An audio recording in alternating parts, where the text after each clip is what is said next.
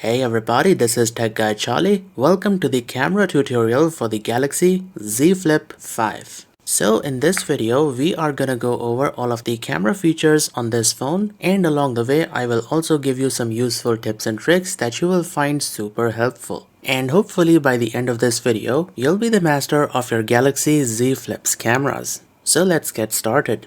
Alright, so keeping up with the tradition, I always like to go over the camera hardware so that you know each and everything that these camera modules are capable of. We will start from the right. So this is the main camera of the Flip 5. It's a 12 megapixel camera with optical image stabilization, autofocus, and it is also capable of recording videos in 4K at 60 fps. The camera on the left is a 12 megapixel ultra-wide camera. It is not optically stabilized, and it doesn't have autofocus. And you don't really need either one of them when it comes to the ultra-wide camera, because take a look. This clip was recorded through the ultra-wide camera, and despite the lack of OIS, you can see the video is super stable. The only major limitation of the ultra-wide camera is that it cannot record videos at 60 fps, be it at 4K or Full HD.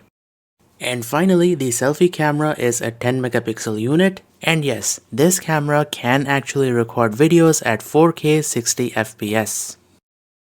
Alright, so now that you are familiar with the camera hardware, we will now proceed to the main video. And I'm gonna start with the basics and gradually move on to the more advanced features. And did you know that you can launch the camera by double tapping on the power button? So there you go. You can also do this when the screen is off, just double tap the power button and the camera will launch. And that is also how you launch the camera on the cover screen.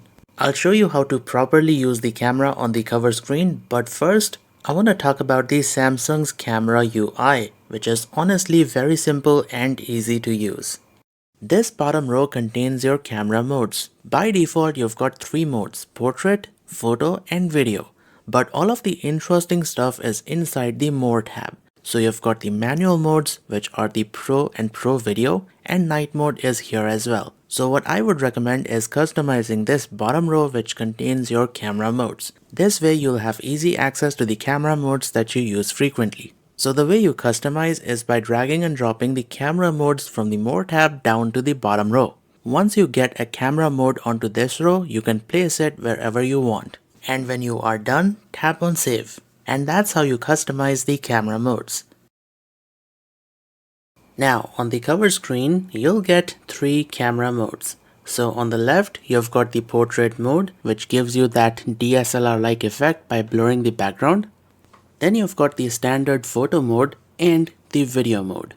To take a picture or to record a video, just tap the screen once and the phone will take a photo or record a video. Alternatively, you can wave your hand in front of the camera and that will also take a photo. To switch to the ultra-wide camera, pinch in on the viewfinder. So it's very simple and easy to use. By the way, the preview that you see on the cover screen is exactly how the camera will take a photo or record a video. So by default, it's set to the 1:1 or the square aspect ratio. Now, if you feel like changing the aspect ratio on the cover screen, tap on this button and then tap here and change this to whatever you like. I prefer 9:16 because this is great for posting photos and videos to Instagram stories. And one big advantage of taking selfies like this is that you are taking photo with the main camera. And this will always give you better quality photos and videos because it's got a bigger sensor and more megapixels compared to the front-facing camera. Oh, and if you want to use the cover screen as a viewfinder while the main screen is also open, just tap here and you will see that the cover screen will also come on. This is kinda useful if your subject wants to look at themselves while you take their photo. So that covers the basics of the camera. Now we're gonna move on to the main features. I've seen a lot of people taking photos of documents like this. So don't just take photos of documents like this. Instead, tap on this yellow button and the phone will automatically detect the document and crop the photo for you. You'll also get an option to extract text out of documents, which you can copy and paste wherever you want. That is amazing, right? By the way, for this feature to work, make sure that Scene Optimizer and Scan Documents is enabled in the camera settings. If you're a vlogger, you are absolutely going to love this next feature. So this phone has a feature called Director's View, and this allows you to use the front as well as the rear cameras at once. So you've got the video feed coming in from the rear cameras and also have your face in the video itself in this picture-in-picture sort of a view. You can even move the video feed that is coming from the front-facing camera around.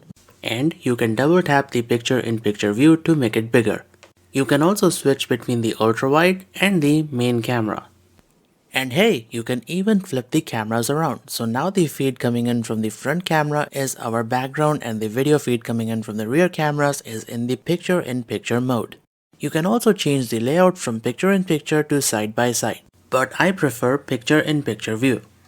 You can also save both video feeds as two separate files. Press on this button and the phone will save both the videos as two separate 16:9 video files, one from the front camera and the other one from the rear camera. And you can edit these later on a PC or a Mac. So this actually gives you a lot of flexibility. If you want to take photos and record videos with DSLR like background blur, then you might want to use the portrait modes. You've got two of them, portrait for still images and portrait video. Now inside here you get a couple of effects. The first one is the background blur, kinda gives you that DSLR like feel. Then you've got studio, high key mono, low key mono, backdrop, and my favorite, color point. So plenty of effects to choose from. And as for videos, you've got portrait video. It is the exact same thing, but instead of photos, it records videos. And you can even apply the portrait effect to photos that you have taken without the portrait mode. So in the gallery, open the picture to which you want to apply the background blur, then tap on these three dots and select portrait effect, and the phone will blur the background. And you can even tweak the intensity from here. So you don't need to use the portrait mode every time, you can apply a background blur to normal pictures from over here. When you fold the phone halfway through, you will notice that the camera's viewfinder will move to the top part of the screen and the controls will be at the bottom. Samsung calls this flex camera, and this is gonna allow you to set the phone on a flat surface like this without the need of a tripod. And using this, you can get really creative and take photos and videos which other phones just can't. Awesome, right? You can even hold the phone like a traditional camcorder and record videos like this. And it's also a great feature for taking hands-free selfies. So all you have to do is show your palm to the phone and it will take a photo or record a video. And one of the things that I really like about the flex mode is that you can use the main cameras completely hands-free by switching on the cover screen and using that as the viewfinder. You can even say cheese and the camera will take a photo.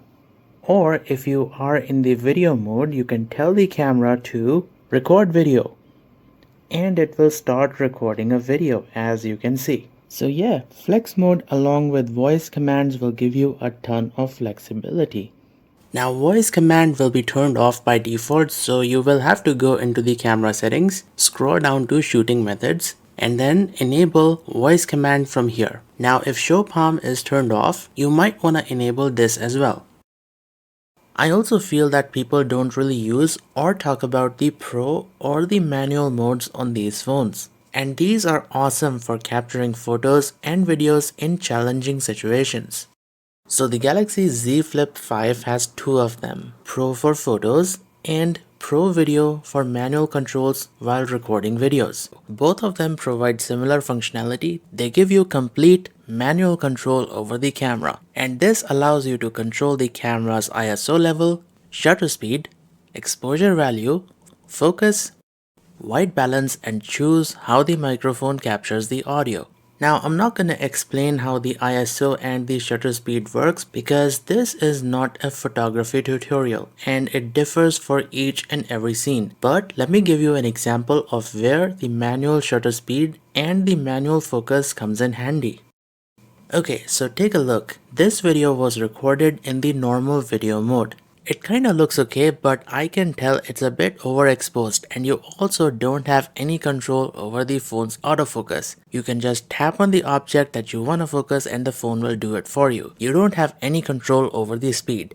But using the manual controls, you can record better quality videos. So take a look at this. I am using a higher shutter speed and that fixed the overexposed issue. And because this camera mode gives you full control over the focus system, you can change it yourself to give the video a slightly cinematic feel. So yes, if you know your way around the manual modes, then this is far superior to the auto mode because it gives you full control over the camera. Also, when you adjust the focus in the Pro mode, you will notice that the phone applies a green highlight to the areas that are in focus.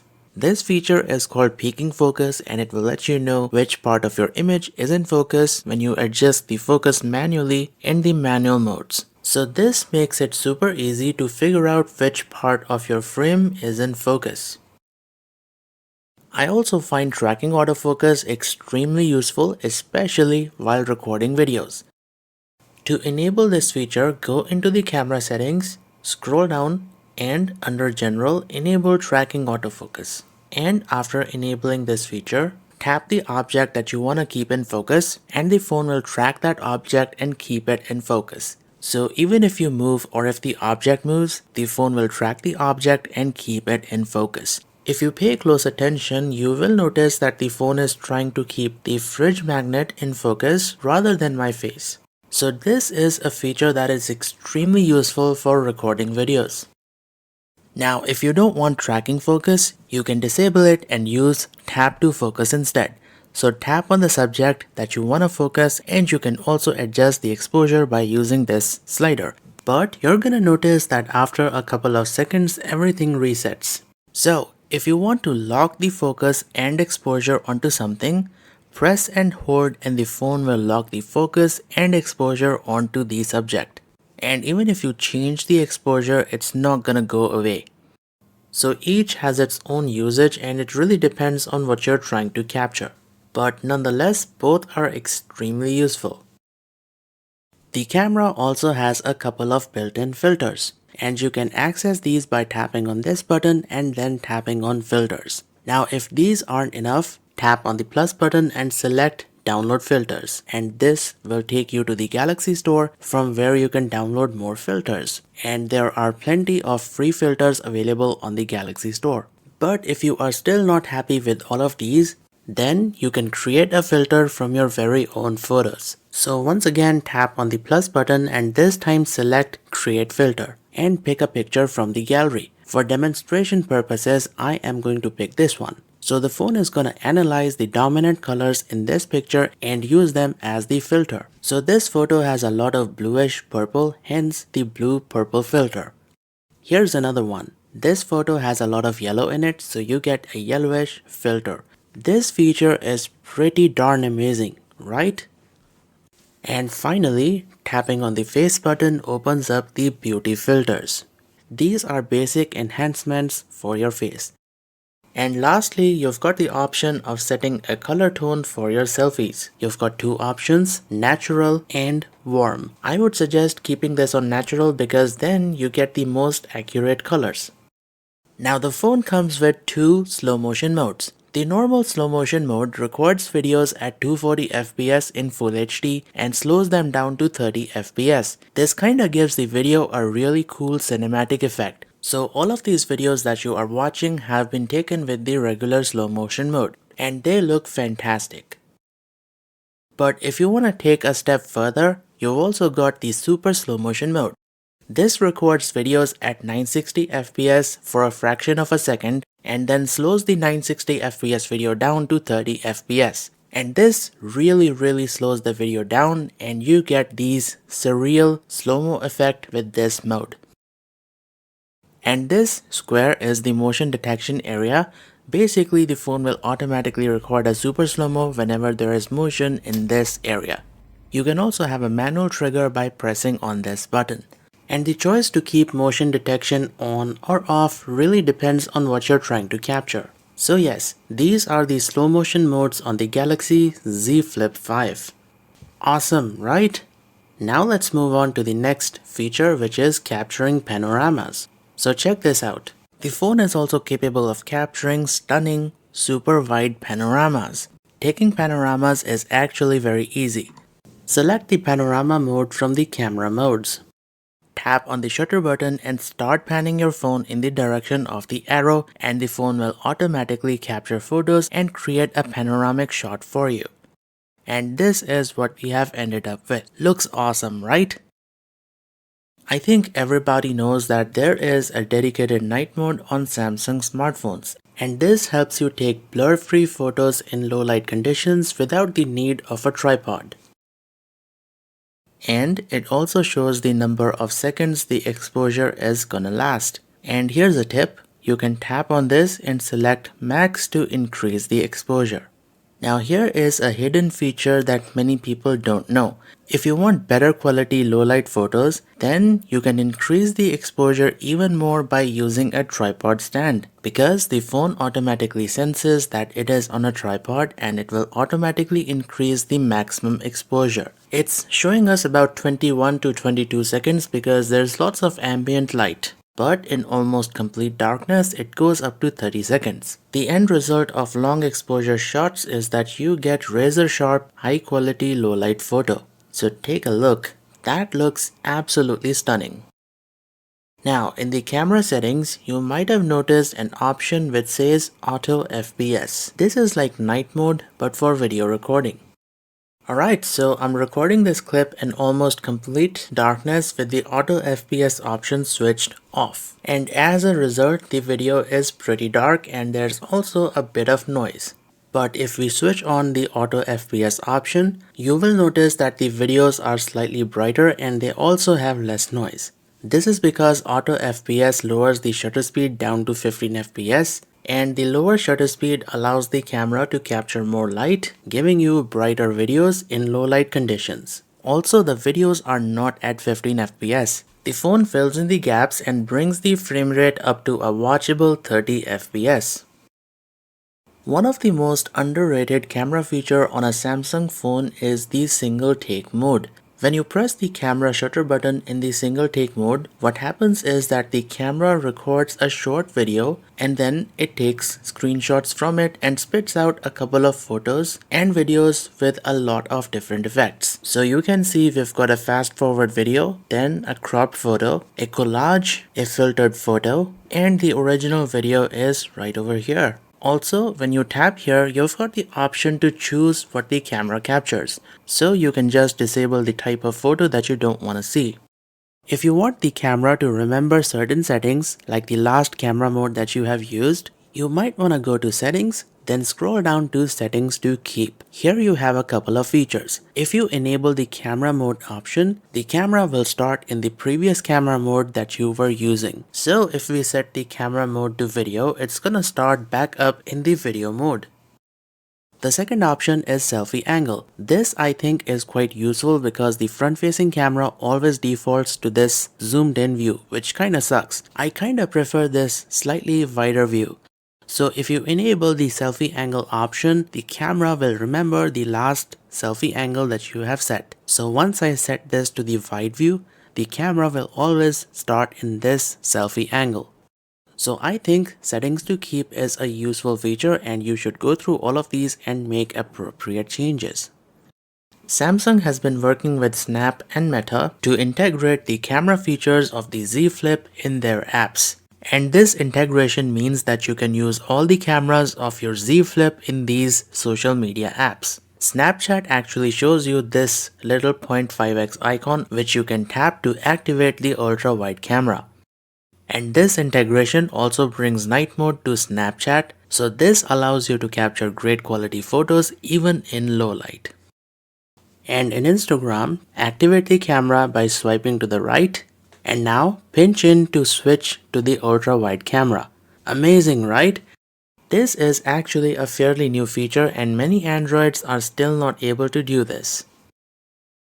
Also, did you know that you don't have to switch to the video mode to record a video? If you press and hold the shutter button in the photo mode itself, the phone will start recording a video. See that? And now you can either keep your finger on the screen to continue recording or drag it to this lock icon to get some additional options. So now you can switch between the cameras, take a still photo, and even pause the video recording. So this way you can quickly record a video without going into the actual video mode. The only limitation of this is that it records videos in Full HD. So if you want to record videos in 4K, that is UHD, you'll have to go into the dedicated video mode. The problem with changing the modes is that it takes a couple of seconds. Let me demonstrate. So to record a video, you are going to launch the camera, then change the mode from photo to video, and then finally hit the record button. And during these 3 to 4 seconds, you might miss out on that special moment that you want to capture.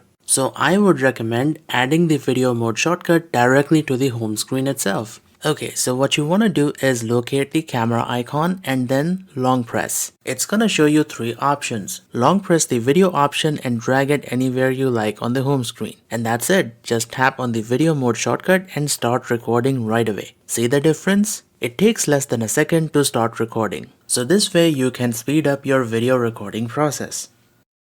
If your finger can't reach the camera shutter button, maybe you're holding the phone at a weird angle, then what you can do is pull the camera shutter button out and place it wherever you want on the screen. This makes it very easy to take photos. Or even better, use the volume keys as the shutter button for the camera and take photos using these if your finger is unable to reach the on-screen shutter button. Now, if you press and hold the volume button, the phone will take 100 photos in quick succession. So this is the burst mode, which is great for capturing fast moving objects. You can also do this with the on-screen shutter button. Just swipe down on the shutter button like this and the camera will enter into burst mode. Oh, and by the way, if you cannot pull out the camera shutter button, then go to the camera settings and then shooting methods.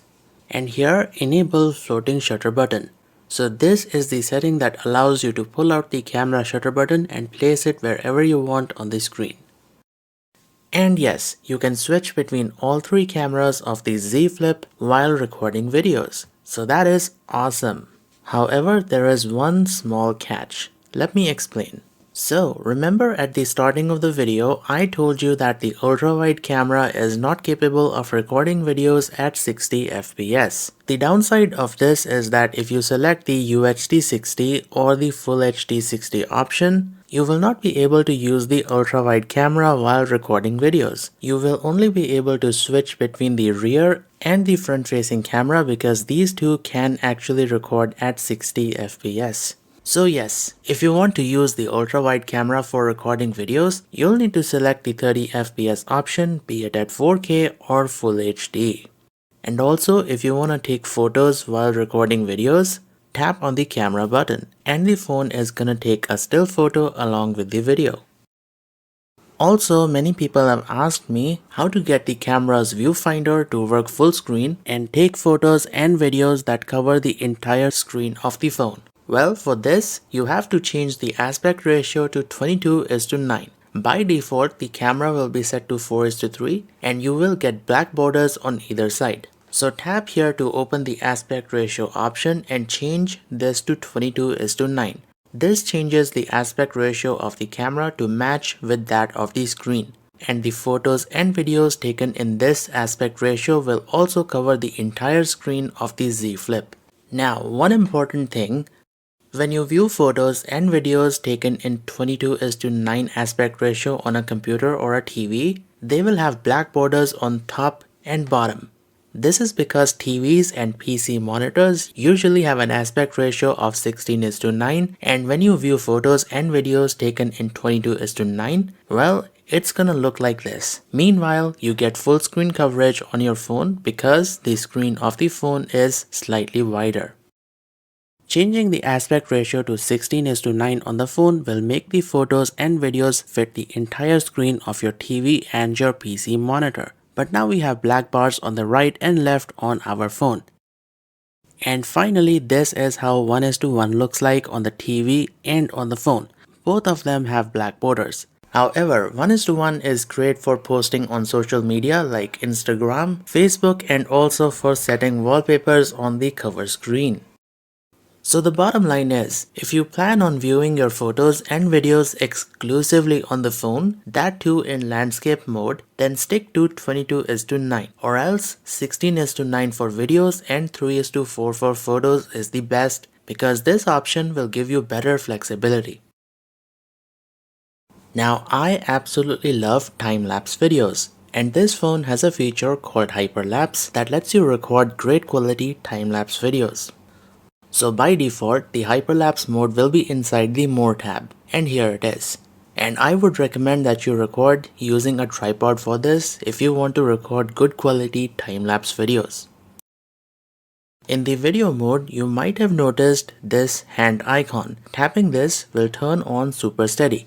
This feature applies a really strong EIS or electronic image stabilization to videos, and this gives you shake-free videos. It almost looks as if the video was recorded with the phone mounted on a gimbal. There's also a feature called Shot Suggestions. If you enable this, the phone will kinda help you compose your photos. So it will analyze the scene and place a dot on the screen, and you can move your phone towards the dot and get an overall better composition. And I kinda agree with what the phone has suggested, since the tree is now at the center of our frame. You can also use an external microphone to record higher quality audios in your videos. For this, you will need one of these USB Type-C to Type-A adapters. These are cheap and are easily available on Amazon. So plug the adapter into your phone and connect the microphone's USB cable into the adapter. Start the camera and hit the record button. And check this out, the phone actually tells you that it is using the external microphone. And if you use the Pro video mode, you also get the gain control. And there is a huge difference in the audio quality. Check this out. Okay, so this is the audio that is coming in from the phone's internal microphone. And this is the audio that is coming in from the high quality external microphone. As you can tell, there is a huge difference in the quality. Also, if you have a Bluetooth headset or your earbuds connected to the phone, then you can use its microphone to capture audio. So go to the Pro Video and under the Audio tab, select Bluetooth. So now when you record a video, the phone is going to capture the audio that is coming in from the earbuds. Now if you select the BT Mix option, then the phone will capture audio from two sources. Its internal microphone and also through the microphone that is on the earbuds. Very useful if you and your cameraman want to talk while recording a video. So sometimes you can end up taking photos that's got a really distracting shadow in them, and this pretty much makes the photo unusable. But fortunately, we can remove the shadow using nothing but the built-in photo editor. So let's tap on the pencil icon to open the photo in the built-in photo editor. Then tap on these three dots and select the Object Eraser tool. And here tap on Erase Shadows. And the phone is gonna automatically get rid of the shadows. So now the image looks much better. Awesome, right? So this was before and after. Before and after. Big difference, right? And along with the Shadow Eraser tool, you've also got the option to erase reflections. Now keep in mind it only works to an extent, but it should be able to remove most of the reflections just like it did in this photo. But nonetheless, awesome feature, right? And lastly, you can use the same tool to remove unwanted objects from your photos. So if you see something that you don't like, you can easily get rid of the object like this. So yeah, the Object Eraser tool is an awesome feature on your Samsung Galaxy. Now, one of my favorite features in the built-in photo editor is the Spot Color tool. Using this, you can retain certain colors in your photo. And using this, you can end up with really awesome artistic looking photos. And if the phone makes a mistake, you can always use the eraser to remove colors in the areas that you don't want to see in color. And there you go. The photo looks awesome, right? Now, I always recommend that you download and install the Camera Assistant add-on from the Galaxy Store, because this little add-on will unlock hidden features and settings for the camera on your Galaxy phone.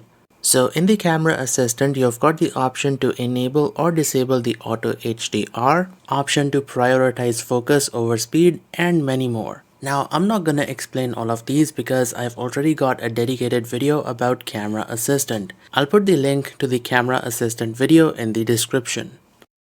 So guys, that brings us to the end of the video. Now there are more features and settings. For example, I haven't even touched the AR zone. But since I want to limit this video to 30 minutes, we are going to stop here. Also, if this video was helpful, make sure to hit the like, share the video, and subscribe to the channel. And I will see you guys in the next video. And this is Tech Guy Charlie, signing off.